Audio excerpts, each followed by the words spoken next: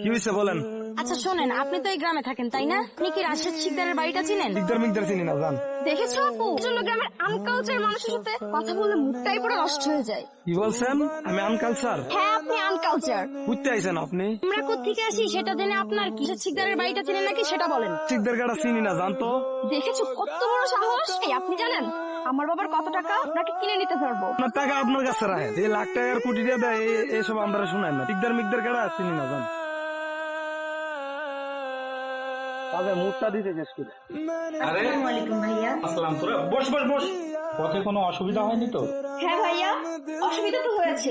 ওই কোথাকার একটা কামলার কাছে জিজ্ঞেস করতেছিলাম রাশেদ শিকদারের বাড়ি কোথায়, বলে কোনো রাশেদ শিকদারকে চিনে না। জানো ভাইয়া, আমাদের সাথে বেয়াদবিও করছি। হ্যাঁ ভাইয়া। আচ্ছা ঠিক আছে, তোরা ভিতরে যা, আমি বিষয়টা দেখছি। মমিন, মমিন। ভাইজান আমার ডাকছেন?